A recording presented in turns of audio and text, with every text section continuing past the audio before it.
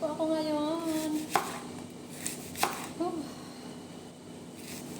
Busy po talaga ako dahil ang amo ko po ay may sakit na naman. Tapos yung kasama ko po ay nasa ospital.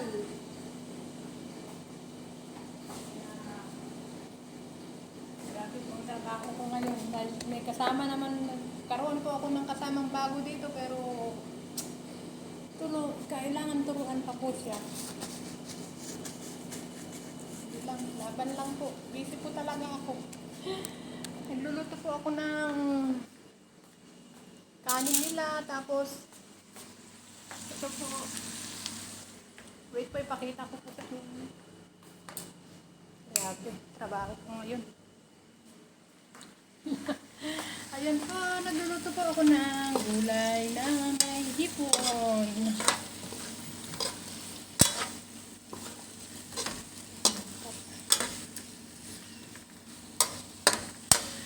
Tapos niluto ko din po itong mga ulo-ulo. Sayang naman po. Magluto po ako ng kanin na white rice. Ayan po.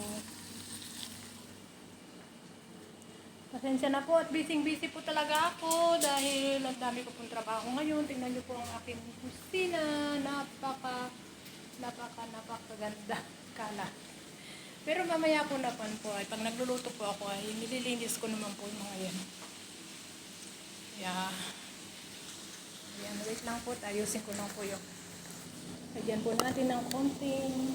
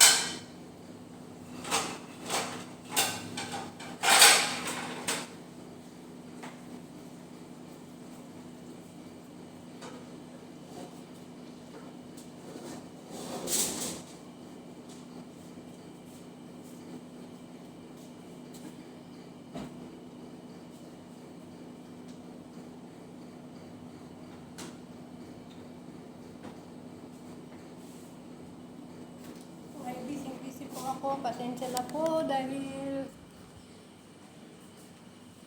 na ko alam ang gagawin. Saing na po ako dahil mamaya po ay sasamahan ko yung amo ko pupunta ng doktor. Mga 4:30 daw dito. Hindi pa po siya makalakad. Ewan ko po kung ano nangyari sa kanya. Tapos si Teresa naman ay may sakit. Yan, nagtitiis lang po ako. Trabaho po talaga. Ingat na lang tayo palagi. Sige po, babay na lang po. Hanggang dito na lang po ang aking video. Jesus love you po and Jesus love us. Dahil marami pa po akong gagawin. God bless na lang po. Pero grabe po ang aking trabaho. Wait lang po.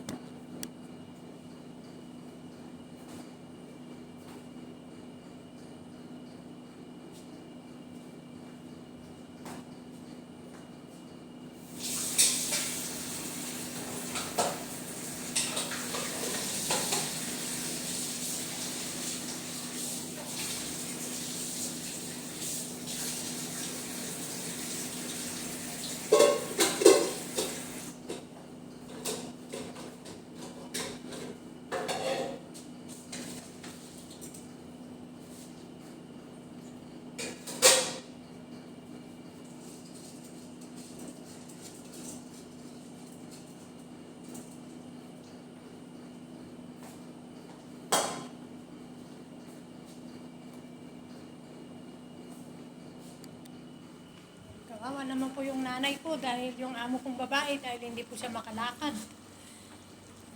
Tapos ako po ay ito, pagod din po. Naglaba pa po ako ng mga damit nila tapos mamalansya pa mamaya. Napagod na rin po ako pero tinitiis ko lang po at siya lang may awang Panginoon. Uwi na rin po ako, natatakot din po ako dito. Ako lang mag-isa ng ganito.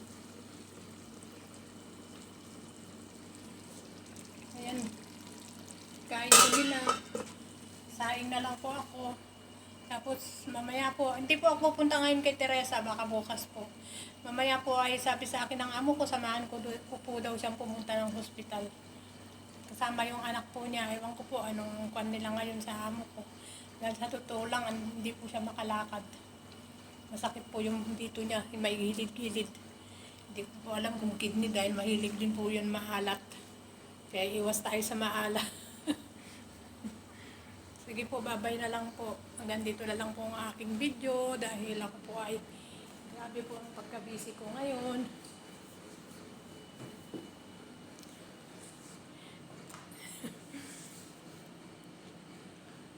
Kawawa naman din yung amo ko dahil sa totoo lang gusto din po niyang lumabas pero ano pong magawa, hindi po siya makalabas. Ayan po, ipiprito ko rin po yan. Hipon po yan. Kaya ang dami kong trabaho ngayon. Buti nga nakakapag-video pa po ako. Okay po, shout out na lang po.